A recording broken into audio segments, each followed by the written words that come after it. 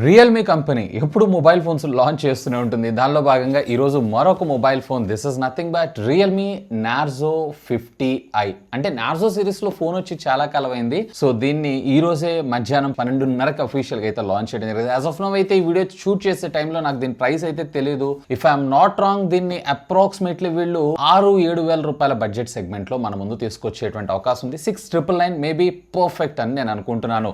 So first of all unboxing అయితే చూసేయండి, ఆ తర్వాత దీని గురించి మరిన్ని విషయాలు అయితే మాట్లాడుకుందాం. Hi, this is Vasu again signing in. Welcome to my channel Vasu tech vlogs.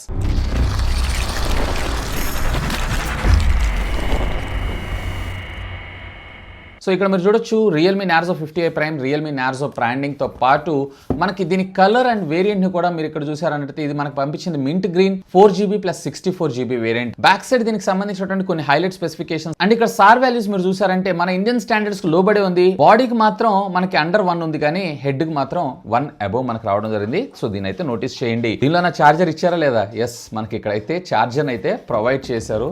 ఏంతో కర్మ, మనం బ్యాటరీ ఫోన్ కొనుక్కునేటప్పుడు చార్జర్ వస్తుందా రావట్లేదా అని చూసుకోవాల్సి వస్తుంది. కానీ ఏం చేస్తాం. సో సీల్ అయితే మనం బ్రేక్ చేసేద్దాం. ఇది కొంచెం బడ్జెట్ సెగ్మెంట్ కాబట్టి ఇట్లా డిఫరెంట్ గా మనకు రావడం అయితే జరుగుతుంది. సో ఇక బాక్స్ ఓపెన్ చేయగానే మనకి ఇనిషియల్లీ ఒక చిన్న కాటన్ బాక్స్ దీనికి సంబంధించినటువంటి యూజర్ మాన్యువల్ తో పాటు SIM card ejecting tool, as usual గానే చదవము, నేనుండగా మిమ్మల్ని చదవనిస్తానా. ఇక దీన్ని మీరు పక్కకు పెట్టారంటే ఇక్కడ మనకి డివైస్ ని పక్కకు పెట్టేసేద్దాం. ఇంకా బాక్స్ లో మీరు చూసారంటే థ్యాంక్ గాడ్ మనకి చార్జర్ ని అలాగే ఒక కేబుల్ ని కూడా ప్రొవైడ్ చేశారు. కేబుల్ మనకి యూఎస్బీ ఇచ్చారా, టైప్ సి ఇచ్చారా? ఇది మైక్రో యూఎస్బీనే ఇచ్చారు. టైప్ సి తెచ్చుంటే బాగుండేది. అండ్ చార్జర్ కూడా మీరు ఇక్కడ చూసారు అన్నట్లయితే 5 volts 2 amps అంటే 10 watts ఆఫ్ ఫాస్ట్ ఛార్జింగ్ టెక్నాలజీకి మాత్రమే ఇది సపోర్ట్ చేయడం జరుగుతుంది. సో ఇక వీటన్నిటిని మనం పక్కకు పెట్టేసేసి ultimately the king of the show smart phone అయితే మనం ఇక్కడ చూద్దాం. డిజైన్ లో మాత్రం బడ్జెట్ సెగ్మెంట్ లో Realme is doing a wonderful job అని చెప్పుకోవచ్చు. సింగిల్ కెమెరాతోనే మన ముందుకు రావడం జరుగుతుంది. ఏ బేస్డ్ కెమెరా ఇదంతా కూడా మనకి టెక్స్చర్ కైండ్ ఆఫ్ డిజైన్ తో మనకు రావడం జరుగుతుంది. నార్జో డిజైన్ బై రియల్మీ అని చెప్పి.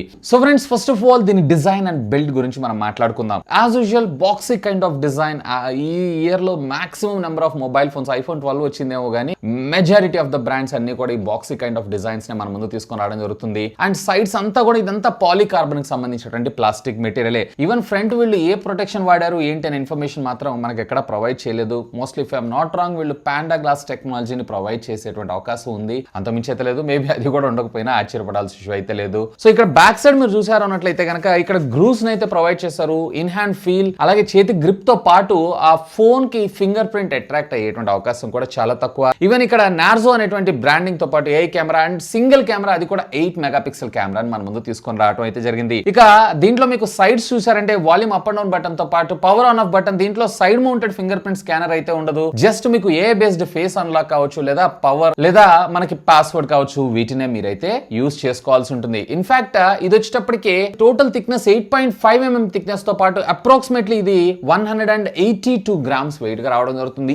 ఈ బడ్జెట్ సెగ్మెంట్ లో ముఖ్యంగా మనం కొంచెం హెవీగా బల్కీగా చూసేటువంటి మొబైల్ ఫోన్స్ అన్నిటిలో కూడా ఇక్కడ కొంచెం స్లిమ్ గా అండ్ లైట్ ఇన్ వెయిట్ గా మనకు రావడం జరుగుతుంది. సో డిజైన్ పరంగా ఓకే, ఈ బడ్జెట్ లో మనం ఇంతకు మించి కూడా మనం ఎక్స్పెక్ట్ అయితే చేయలేము. అండ్ బై ద బై దీంట్లో ఏ విధమైనటువంటి PTI nano splash resistant technology కానీ వాటర్ రెసిస్టెంట్ టెక్నాలజీ కానీ లేదు. బాటమ్ మీద చూసారంటే micro USB primary speaker Gill తో పాటు ప్రైమరీ మైక్రోఫోన్, అలాగే 3.5 audio Jack, left side SIM card slot, అలాగే టాప్ మీకు ఏమీ లేదు. సెకండరీ నాయిస్ క్యాన్సిలేషన్ ప్రొవైడ్ చేస్తుంటే బాగుండేదని నా అభిప్రాయం. అండ్ ఇది అవైలబుల్ కలర్స్ వచ్చేటప్పటికి 2 కలర్స్ మనకు పంపించింది, గ్రీన్ కలర్ అండ్ దీంతో పాటు ప్యారల్ గా మీకు బ్లూ కలర్ లో కూడా ఇది అవైలబుల్ ఉండబోతుంది. సో ఇక దీనిలో మనం ప్రాసెసర్ గురించి మాట్లాడుకుందాం. Unisoc T612 SoC chip set మన ముందు తీసుకొచ్చారు. ఎస్, రీసెంట్ గా వీళ్ళు లాంచ్ చేసినటువంటి Realme C33 mobile phone chip set ఏదైతే ఉందో అదే చిప్ సెట్ ని ఇక్కడ క్యారీ ఫార్వర్డ్ చేయడం జరిగింది. కాకపోతే అక్కడ మనకి డ్యూయల్ కెమెరా లెన్స్ సెటప్ ఉంటే ఇక్కడ మనకి సింగిల్ కెమెరా లెన్స్ సెటప్ మాత్రమే ఉంటుంది. అక్కడ 50 మెగాపిక్సెల్, ఇక్కడ 8 మెగాపిక్సెల్, అంతే తేడా. ఇది వచ్చేటప్పుడు మీకు 12 nanometer బిల్ఫిట్ టెక్నాలజీ మీద డిజైన్ చేసినటువంటి chip set. 1.8 GHz maximum clock speed ఉండడం జరుగుతుంది. డే టు డే లైఫ్ లో మీకు ఎలాంటి ప్రాబ్లమ్స్ లేకుండా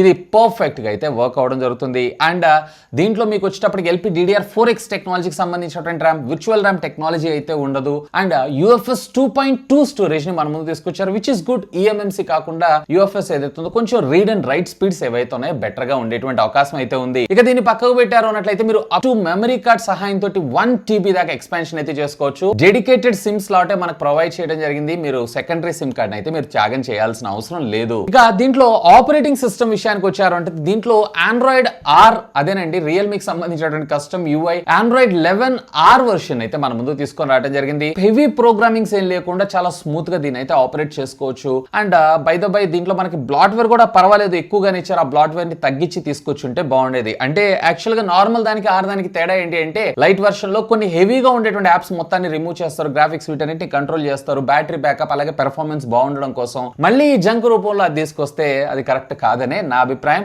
ఎనీవే వాటిని అన్ఇన్స్టాల్ కూడా చేసుకోవచ్చు. డే టు డే లైఫ్ లో ఎలాంటి హ్యాంగ్ కానీ ల్యాగ్ లేకుండా బ్రహ్మాండంగా యూస్ చేసుకోవచ్చు. ఫర్ ఎగ్జాంపుల్ మీ ఇంట్లో మదర్ కో లేదా మీ ఫాదర్ కో లేదా పెదనాన్న ఇలాంటి వాళ్ళందరికైతే క్వైట్ డీసెంట్ ఫోన్ అనే నా అభిప్రాయం. ఇన్ఫాక్ట్ వాళ్ళకి ఏ డే బ్యాటరీ బ్యాకప్ కూడా రావడం జరుగుతుంది. ఇక దీనిలో మనం డిస్ప్లే విషయానికి వచ్చారంటే 6.5 ఇంచెస్ కి సంబంధించినటువంటి HD+ డిస్ప్లే మాత్రమే మనకు రావడం జరుగుతుంది. యూట్యూబ్ లో అయితే ఫుల్ HD లో మీరు స్ట్రీమింగ్ కంటెంట్ అంటే ప్రాసెసర్ సపోర్ట్ చేస్తుంది కానీ ప్యానల్ అయితే దీనికి సపోర్ట్ చేయదు. స్క్రీన్ టు బాడీ రేషియో కూడా 88.7% గా మనకు రావడం జరుగుతుంది. Maximum 450 nits of maximum brightness తో ఇది మన ముందుకు వచ్చేటువంటి అవకాశం ఉంది. డే టు డే లైఫ్ లో బానే యూస్ చేయొచ్చు. అవుట్డోర్ కండిషన్ విజిబిలిటీ కూడా పర్వాలేదు, బానే ఉంది. సో ఈవెన్ ఇక్కడ మనకి వాటర్ డ్రాప్ నాచ్ ని ప్రొవైడ్ చేశాడు. బెజల్స్ కూడా పెద్దగానే ఉన్నాయి, కింద బాటమ్ దగ్గర కూడా పెద్దగానే ఉన్నాయి. ఈ బడ్జెట్ సెగ్మెంట్ లో ఇంతకు మించి మనం అయితే ఎక్స్పెక్ట్ చేయలేము. ఇక దీనిలో కెమెరా డిపార్ట్మెంట్ విషయానికి వచ్చారంటే రేర్ వచ్చేటప్పటికి మనకి 8 మెగాపిక్సెల్ సింగిల్ కెమెరాని మాత్రం రావడం జరుగుతూ ఉంటుంది. పర్వాలేదు, డీసెంట్ పిక్చర్స్ అయితే ఇది క్యాప్చర్ చేస్తుంది.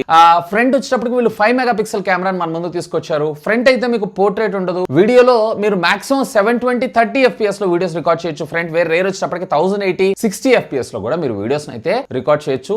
డీసెంట్ పిక్చర్స్ అని చెప్తాను. ఇక దీనిలో బ్యాటరీ బ్యాకప్ విషయానికి వచ్చారు అన్నట్లయితే 5000 mAh ఆఫ్ ద బ్యాటరీ మన ముందు తీసుకొచ్చారు. So 10 watts of charger out of the box మనకు ప్రొవైడ్ చేయడం జరిగింది. మైక్రో USB కాకుండా టైప్ సి అట్లీస్ట్ దీన్ని ఇంప్రూవ్ చేస్తుంటే బాగుండేది అనిపించింది. బట్ ఆ బడ్జెట్ లో మెజారిటీ ఆఫ్ ద బ్రాండ్స్ అన్ని కూడా మనకి మైక్రో USB నే ప్రొవైడ్ చేస్తున్నాయి. ఇక కనెక్టివిటీ విషయానికి వచ్చారు అన్నట్లయితే కనుక దీంట్లో మనకి సింగిల్ బ్యాండ్ వైఫై మాత్రమే మనకు రావడం జరుగుతుంది. Bluetooth 5.0 technology, Vivo wifi calling support ఉంటుంది కానీ మీకు క్యారియర్ అగ్రిగేషన్ సపోర్ట్ అయితే ఇందులో రాదు. సో ఓవరాల్ గా చెప్పాలి అన్నట్లయితే ఒకవేళ మీరు కనుక బడ్జెట్ లో మీ ఫాదర్ లేదా మీ మదర్ లేదన్నట్లయితే కనుక సెకండరీ ఫోన్ కింద మీరు చూస్తున్నారు లాంగ్ లాస్టింగ్ బ్యాటరీ కోసం అన్నట్లయితే కనుక definitely you should have a look on this. ఇక దీనిలో బ్యాటరీ బ్యాకప్ విషయానికి వచ్చారు అన్నట్లయితే ఆరామ్సే మీకు 1.5 day బ్యాటరీ బ్యాకప్ వస్తుంది. ఈవెన్ మీరు మొబైల్ డేటా ఆన్ చేసినా గానీ, ఒకవేళ లేదు మీరు ఆన్ ఆఫ్ రెగ్యులర్ గా నార్మల్ ఫోన్స్ ఎలా యూస్ చేస్తారు అలా యూస్ చేశారంటే 2 days అయితే పక్కా బ్యాటరీ బ్యాకప్. కానీ దీంట్లో మనకి 10 watts ఆఫ్ ఛార్జింగ్ ఉంటుంది. సుమారుగా 2 hours 15 minutes దాకా మీకు 0 to 100% ఛార్జ్ అవ్వడానికి ఇది టైం తీసుకోవడం జరుగుతుంది. సో దాన్ని అయితే మీరు దృష్టిలో పెట్టుకోండి. నా ఎక్స్పెక్టేషన్స్ ప్రకారం సుమారుగా ఇది 6,500 రూపాయల నుంచి 6,999 అంటే 7,000 రూపాయల లోపలే ఈ బడ్జెట్ లో తీసుకొచ్చేటువంటి అవకాశం ఉంది. ఇన్ఫాక్ట్ రేపు వచ్చేటువంటి సేల్స్ లో 10% డిస్కౌంట్ పోయినా సుమారుగా మీకు ఇది 6,500 రూపాయల బడ్జెట్ సెగ్మెంట్ లో వచ్చేటువంటి అవకాశం ఉంది. ఆ బడ్జెట్ సెగ్మెంట్ లో చెప్పా కదా, సెకండరీ ఫోన్ కానీ ఫాదర్ మదర్ ఇట్లాంటి వాళ్ళ కోసం చూస్తున్నారంటే simply do have a look on that. ఇంకా మీకు ఏమైనా డౌట్స్ ఉన్నట్టయితే లెట్ మీ నో. కింద ఉన్నటువంటి కామెంట్ సెక్షన్ లో కామెంట్ చేయండి. సాధ్యమైనంత వరకు వాటన్నిటికి కూడా రిప్లై ఇస్తాను. That's all for today. This is Vasu signing off. Have a great day.